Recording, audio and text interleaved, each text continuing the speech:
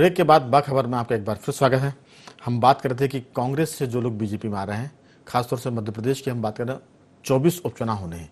हालांकि अभी उपचुनाव की तारीख तय नहीं है, लेकिन बीजेपी ने घोषणा कर दी कि जो कांग्रेस से लोग हमारे साथ आए हैं विधायक, उन सबको टिकट दिया जाएगा। तो ऐसे 22 विधायक, तो 23 विधायक कांग्रेस के हैं और एक विधायक बीजेपी के दिवंगत हैं।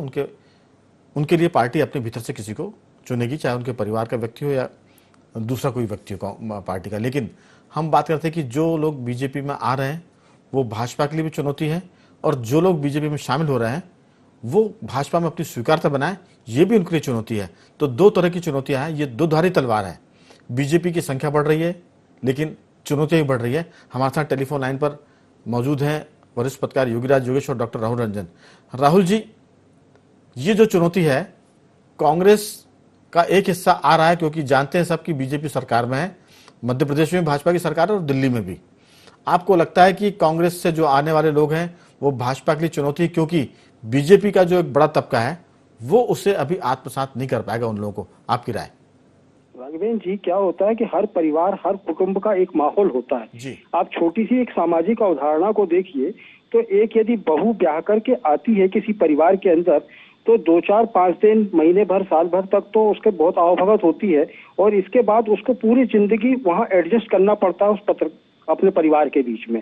ठीक ऐसे ही राजनीतिक दलों का साथ है, कांग्रेस हो या भारतीय जनता पार्टी, सबका, दोनों के कुटुंब अलग हैं, दोनों की पारिवारिक अवधारणाएं बिल्कुल अलग हैं, दोनों के सिद्धांत अलग हैं। यदि कोई इस दल से उस दल में जाता है या उस दल से इस दल में आता है तो प्रथम दृष्टता तो वो स्वीकार्य है, क्योंकि वो आ रहा है और एक दूसरे की मदद करने के लिए आ रहा है, तो मौके पर तो उसका समर्थन वाजिब है और किया जाता है। लेकिन ये लंबे समय तक ये रिश्ता जुड़ पाएगा यह कतई ये कह नहीं सकते, सुनिश्चित नहीं कर सकते कि ये लोग वफादार होंगे उस परिवार के प्रति या उस दल के प्रति के जो जहां आ रहे हैं।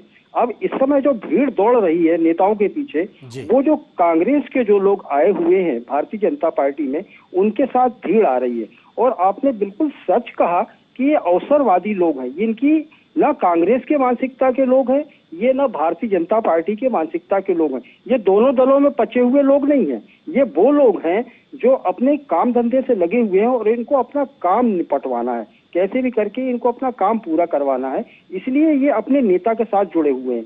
नेता जब तक उनका साथ देगा, जब तक वो लोग उनके साथ रहेंगे। नेता जिस दिन उस दिन हटा देगा, उस दिन ये लोग उनका साथ छोड़ देंगे। तो ये भोपाल आने वाली जो टोटल भीड़ है, ये टोटल भीड़ अवसरवादी है।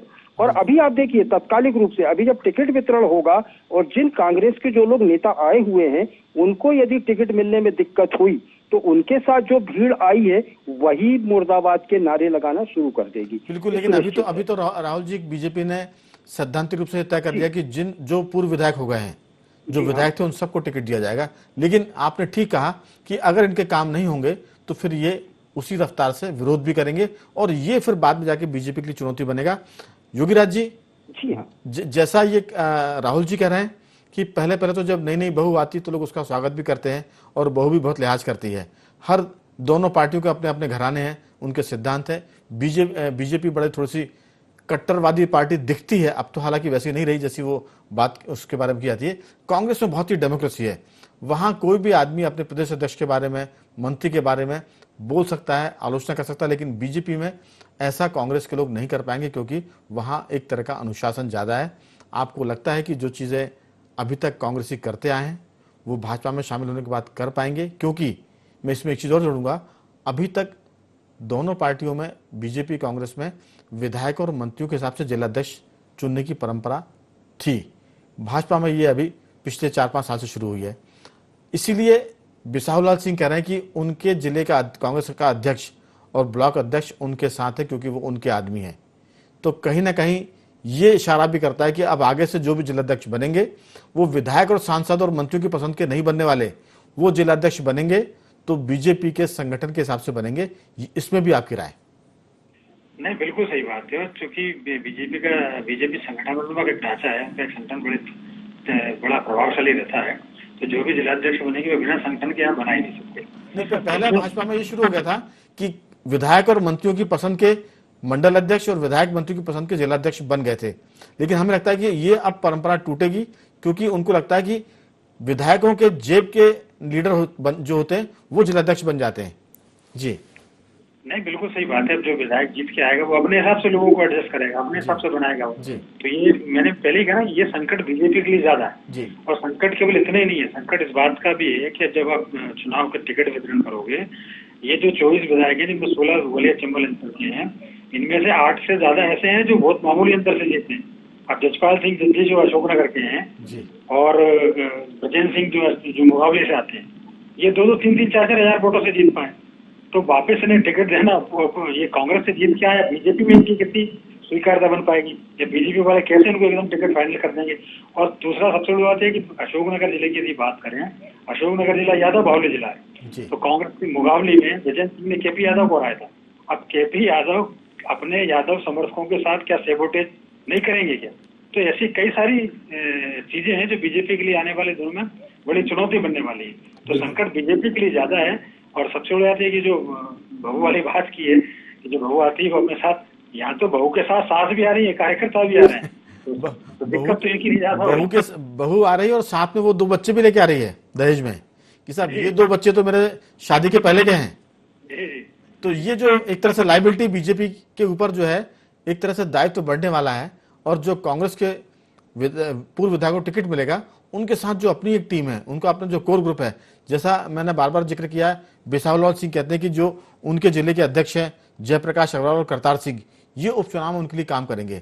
तो सीधी सी बात है कि अब अगले जो जिलाध्यक्ष बनेंगे बीजेपी में या कांग्रेस में, वो विधायकों की पसंद के तो नहीं बनेंगे, विधायक और कांग्रेस मंत्रियों की। उसके लिए लगता है संगठन में जो विष्णुदत्त शर्मा काम कर रहे हैं, अब वो संगठन की पसंद के होंगे और विधायक की मर्जी के वो नहीं होंगे, ताकि विधायक के हिसाब से जिला अध्यक्ष या मंडल अध्यक्ष काम ना करे। इस पर भी आपकी एक संक्षेप छोटी टिप्पणी। जी मेरे से सवाल रखें जी हाँ, आपसे इस बारे में छोटी सी टिप्पणी, फिर मैं। हाँ जी राघव जी, बिल्कुल चुनौती बनेगी, क्योंकि विधायकों के मनपसंद के हिसाब से जब आप जिलाध्यक्ष नहीं बनाओगे तो दिक्कत आप ही को पैदा होने वाली है। बिल्कुल। मैं जी बस यही टिप्पणी आपसे चाहिए थी। मैं अंतिम टिप्पणी, राहुल जी समय खत्म हो चला है, अब बहुत संक्षेप में कि जो पूरा सीन है वो किस तरह से भाजपा को चुनौती बनेगा और बीजेपी में जो लोग आ रहे हैं वो किस तरह से पार्टी में स्वीकार्य होंगे, आपकी राय 2-3 वाक्यों में। राघवेंद्र जी, बीडी शर्मा संगठन से जुड़े हुए व्यक्ति हैं जी। और संगठन का जुड़ा हुआ व्यक्ति भारतीय जनता पार्टी के लिए ये समझ लीजिए कि आप उसकी जो बुनियाद है उसको मजबूती से खड़ा करने के लिए रहेगा। इसलिए आप ये समझिए कि जिला और ब्लॉक स्तर पे जो कुछ भी होना है वो विधायकों की मनमर्जी का या मंत्रियों की मनमर्जी का नहीं हो पाएगा, क्योंकि संगठन का, भारतीय जनता पार्टी में संगठन ही सब कुछ है। बिल्कुल राहुल जी, बहुत बहुत धन्यवाद आपका। धन्यवाद राघवेंद्र जी। योगीराज जी, आपका भी बहुत बहुत धन्यवाद। बाखबर के इस रंग को हम समेट तो आते हैं बाखबर के अंतिम रंग की तरफ। आज हम आपसे बात करें कि कोरोना वायरस की बहुत चर्चा है।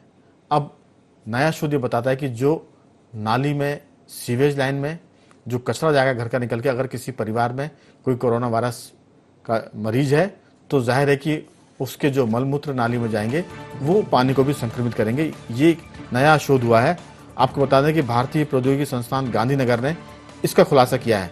नाले के पानी में भी फैल सकता है कोरोना वायरस। जो लोग नाले की सफाई करते हैं उन लोगों को अपना बचाव करने की अब जरूरत है। आईआईटी गांधीनगर के शोधकर्ताओं ने अपने शोध में सीवेज के पानी में वायरस की उपस्थिति का पता लगाया है। अध्ययन के मुताबिक शोधकर्ताओं ने कहा है कि अहमदाबाद के एक नाले से बिना ट्रीटमेंट का पानी थोड़ा इकट्ठा किया गया था। शोधकर्ताओं ने बताया कि उनकी खोज कोविड-19 के प्रसार का पता लगाने की थी कि उसका संक्रमण कितना है। इससे देश भर के हॉटस्पॉट क्षेत्रों में सामुदायिक संक्रमण का भी पता लगाया जा सकता है। सीवेज वाटर भी कहीं इसका कारण तो नहीं है। आपको बता दें कि अभी तक ऑस्ट्रेलिया, नीदरलैंड, फ्रांस और संयुक्त राज्य अमेरिका जैसे देशों ने पानी में कोविड-19 के प्रसार की सूचना दी थी। इसी क्रम में अप्रैल में आईआईटी गांधीनगर भी एक वैश्विक शोध का हिस्सा बना, जहां सीवेज के पानी में कोविड-19 के प्रसार के बारे में पता लगाने पर काम किया गया।